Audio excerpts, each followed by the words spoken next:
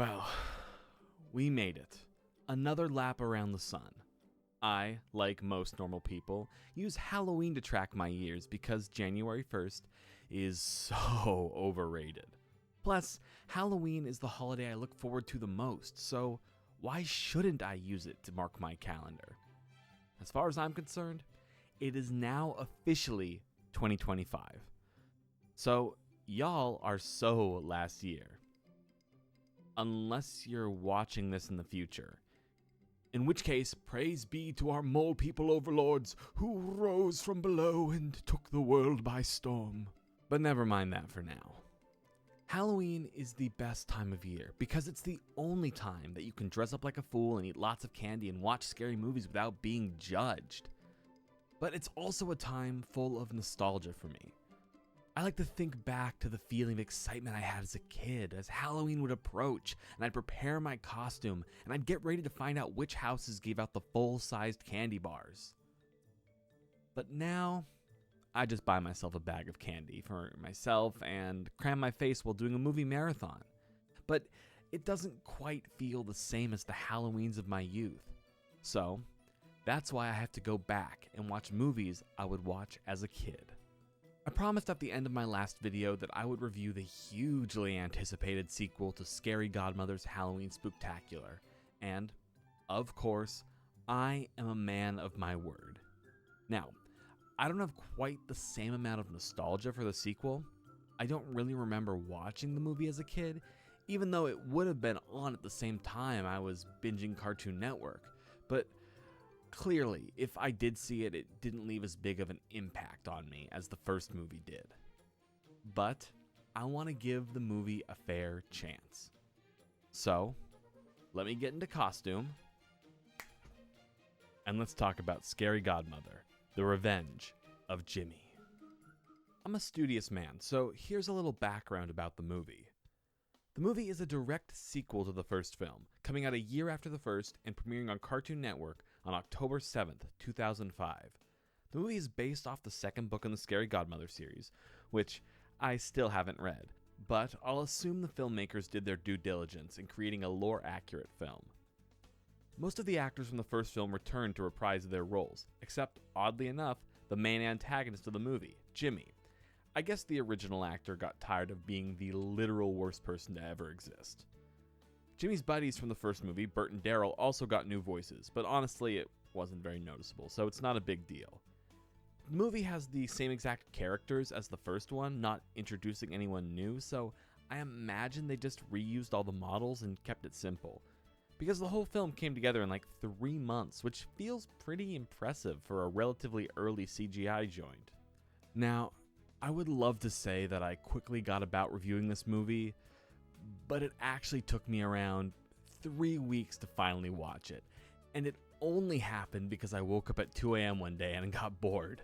So, not to immediately discredit myself, and not like I should actually be cited as a source anyway, but take everything I say with a very sleepy grain of salt. Jimmy's Revenge makes the bold choice of having the worst character from the first movie, Harry the Werewolf, be the narrator. The framing of this movie is odd, to say the least. It opens with Harry narrating from a room full of computer monitors that show different scenes from the real world. I kind of assumed that it would be maybe to monitor the kids that need to be scared, but some of the cameras are just showing random scenes from the first movie. So either Harry's really narcissistic, or these cameras don't make any sense.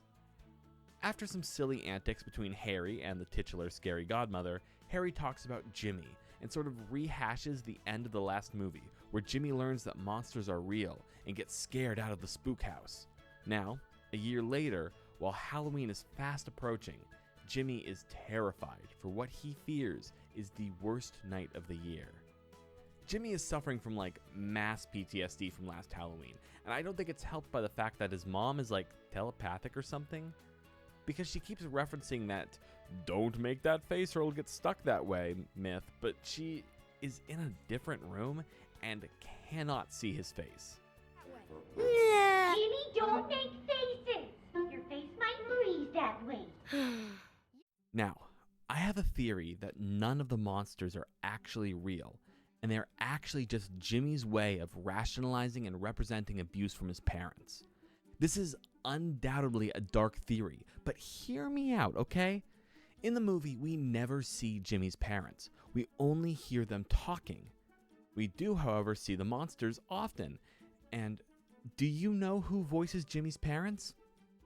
The voice actors for Scary Godmother and Scully. It seems like a wild theory, but I think it checks out. Anyways, let's get back to the movie.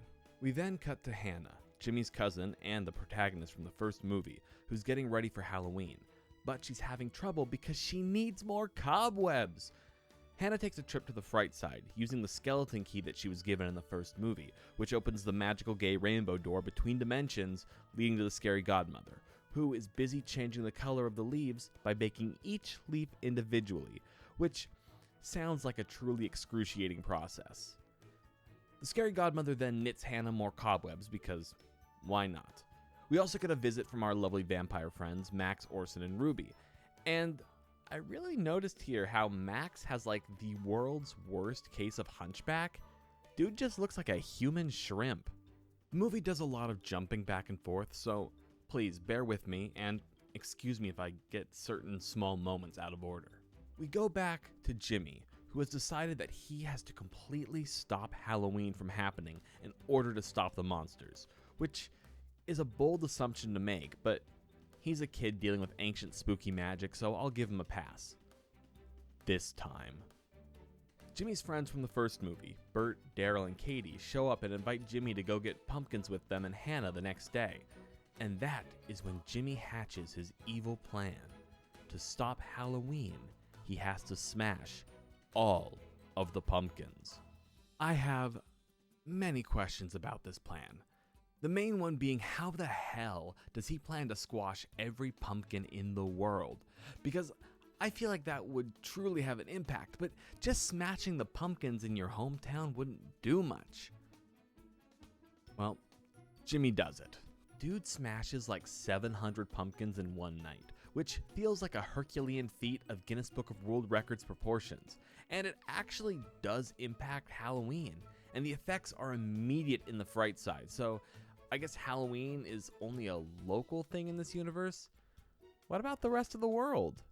Okay, new fan theory emerging here. What if each town has their own Fright Side, like spooky localized pocket dimensions, so Halloween can be destroyed in one town and not in another? But as it's shown later, the day October 31st can be completely erased from calendars. So, you know what? I don't even want to touch the theoretical impact of time travel. Can we also just talk about how easily the Fright Side is disrupted by real-world impacts, though? It seems like an extremely unstable way to live. I also noticed in this sequel they changed the color of the characters' eyes, so instead of being soulless black holes like the original, they're now soulless brown holes, which isn't much of an improvement, but it's something, I guess. So Jimmy ruined the pumpkins and shuttered the Halloween time continuum, but not to fear. When Hannah and the gang show up the next day to get pumpkins, Hannah has the brilliant plan to turn the holes Jimmy kicked in the pumpkins into mouths for jack-o'-lanterns, and Halloween is saved. Movie over, right? I can stop watching now? No? Jimmy is real pissed that his friends still got pumpkins, so he decides he needs to do more. He needs to start committing actual crimes. Jimmy was sentenced to 10 years for first-degree manslaughter, robbery, and arson. Jimmy decides to break into all the grocery stores and sabotage the candy and treats and other various Halloween items, which, like I said, does constitute a literal crime. Jimmy feels like a serial killer in the making. These are ramp-up crimes, people. First he tortured his young cousin, now he is flagrantly breaking the law. And the worst thing of all is that when Jimmy snuck out, he left the front door wide open. Send him to the electric chair. This act of terrible destruction literally obliterates the Fright Side. Like, poof, shit is gone forever. It disappears in the blink of an eye. From what I can figure, the Fright Side operates on the same logic as Santa's sleigh from the movie Elf, where it's unable to fly without holiday spirit. But a flying sleigh is one thing. Imagine living in a place that can literally pop out of existence in the blink of an eye. The scary godmother has got to find a better place to live. Maybe Cancun or something. I don't know. Anywhere is better than there. There's a moment of panic where our heroes are at a loss for what to do. I'm including Bert, Daryl, and Katie, but it's mainly just Hannah who's the hero. But have no fear. Even if the stores have no candy, Hannah has a plan. They will just make their own treats and throw a Halloween party. In a bold and avant-garde move, there is a literal recipe in the middle of this movie, and the instructions are animated in a completely different style that is somehow scarier looking than the actual Halloween movie. It's quite the maneuver. But don't worry, there are no lengths that I won't go to for content. So, of course, I tried the recipe. Hi there, my name's Andy, or as you might know me, Andy. And today I'm going to be making Hannah's open-faced graham cracker sandwich with chocolate mousse and more chocolate. Let's do this. Listen, I'll be very honest, I didn't script this at all, so we're just seeing what happens here. Plate. So like I said, this is a open-faced graham cracker sandwich, which means you only need half of one of these graham crackers. I don't know why they make graham crackers so damn big. But I'm just gonna pull one out, if I can get one out of the damn package, and crack it in half. And I'll eat this half. And nothing chocolate. So I was too lazy to buy a full Hershey's bar for this. So I'm kind of just stealing candy from my candy bowl for Halloween. And like, I'm really sorry if the kids get here on the actual day and all I have left is fucking Twizzlers, because I'm not gonna eat my damn Twizzlers. So I'll eat everything else and they can have those. Kids don't need good stuff, you know? We're basically making a fucking s'more here. It's an open-faced s'more. And so, of course, you need marshmallows. But what makes this recipe so invigorating is the addition of chocolate sauce. I really should have prepped my ingredients beforehand, but I'm currently trying to open this bottle of chocolate sauce. The only kind of chocolate sauce they had at the store was dark chocolate. For some reason, they were sold out of everything else. So this is like a bougie version of Hannah's recipe. I'm upping my game a little bit. I'm a fucking adult who's reviewing a kid's movie from 2000 something. Is there a thing in this? Oh, look at that.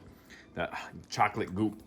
Okay, so I'm not sure about the logistics of this, but in the movie, okay, in the little animated scene, Hannah takes a fucking toothpick. Now, let me tell you, I spent fucking like 20 minutes looking for toothpicks at the store, and they fucking kept them near like toothpaste and shit. I don't know why.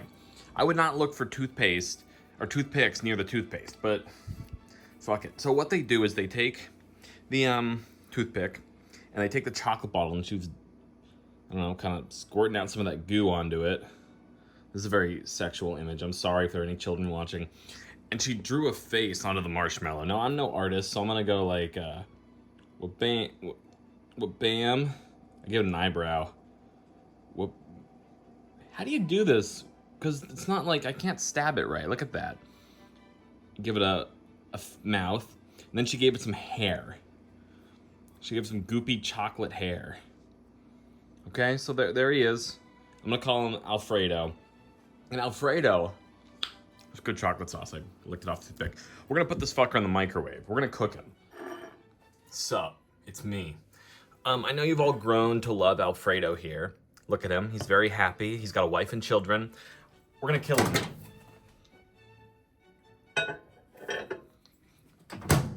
I believe the recipe said to do this for like 30 seconds, but that was made in the prehistoric times and I've got a strong microwave, so I'm gonna do it for 20. Like, just to be safe. And we gotta keep an eye on Alfredo there to make sure he doesn't explode. Because that can happen, okay? It happens to the best of us. Oh my God, he's exploding. I looked away for 1 second and Alfredo died. Listen, in memoriam, Alfredo. Let me fix this thing. I'm gonna pick up this, oh, that's hot goop. So this is Alfredo, and I'm kind of getting, I got like marshmallow goop all over my hands. So It's kind of messy, but yeah, this is the special dish from the Scary Godmother 2, The Revenge of Jimmy. Bottoms up, baby.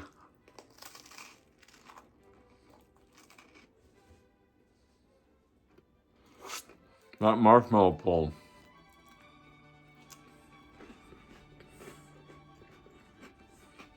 And I'll be honest,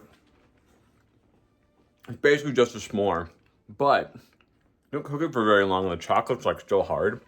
So I'm gonna have to give it like a 3 out of 10. Better luck next time, Hannah. Now back to the movie. After that delicious tangent, the gang decides to throw a party. And what place would be better than the Spook House? I swear, like 90% of this movie is just reused assets, and they were like, we need a party scene. Let's just use already animated locations. So the cooking show also restores Halloween's spirit and the fright side. But in the restoration, the Scary Godmother's home kind of respawns in the air and it promptly falls right on top of her, killing her. And then the movie ends. Just kidding, she's fine, but I need to know, do kids get Wizard of Oz references anymore? Like, I've seen the movie, and I was actually in a theater production of it once, but I feel like young Andy wouldn't have gotten this reference.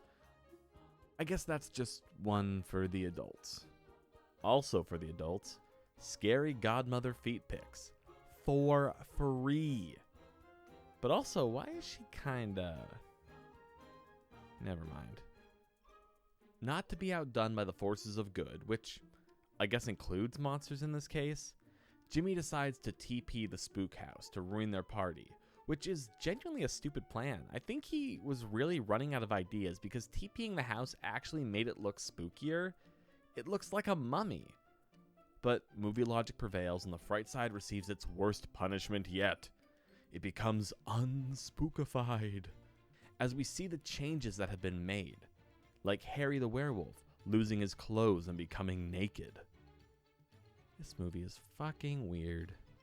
Also, the vampires become unvampired, and I guess they just transform into humans. I'm not really sure how that works, but who knew the cure for vampirism was just killing Halloween's spirit? Don't worry though. Hannah points out that toilet paper on the house actually looks like ghosts, and Halloween is once again saved. It's just that easy, folks. Now, for once I really need to question Hannah's motives, because I think she might be the villain of this movie. She decides to lead the gang into the fright side for a party, using the Scary Godmother's key. And from everything we've learned in this movie, that could easily lead to all of their deaths. That is an extremely unstable pocket dimension, not a place to be partying right now. Whatever. It is officially party time. Katie, Bert, and Daryl think that once again the monsters are just older kids in costumes, which is an insane thing to think, but whatever. Movie's gonna movie. And since this is a Scary Godmother joint, of course there's an overly long dance sequence to pad the runtime. It's honestly super essential to the plot and the universe. Also, they just straight up do the Thriller dance in there, another reference that I'm not sure kids would have gotten. Hell, I was actually actively afraid of the Thriller music video as a kid.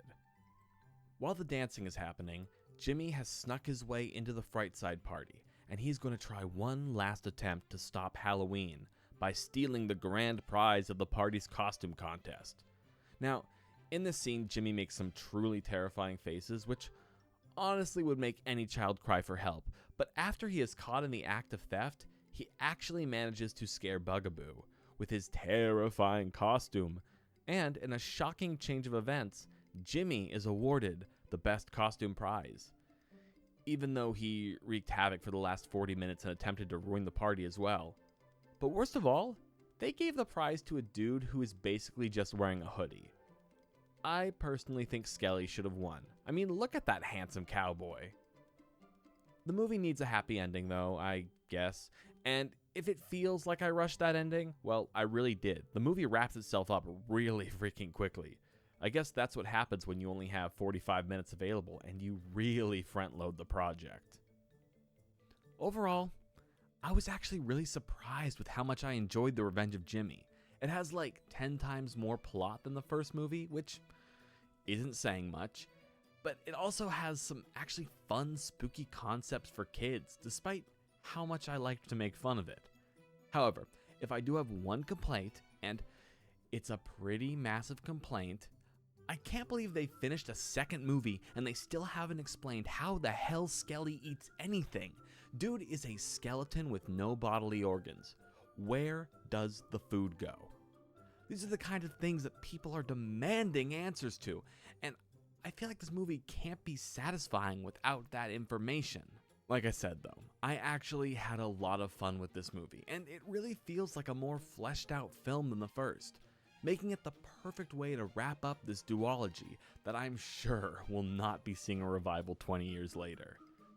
That's not foreshadowing, it's not gonna happen.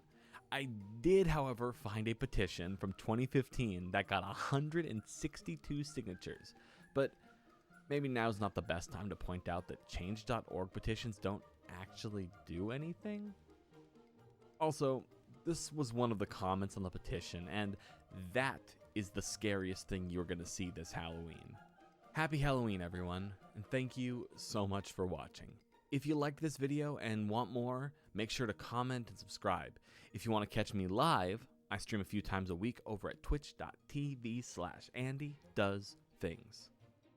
Now get out there and eat some candy. Oh my god, I just smacked my desk. Go eat some candy.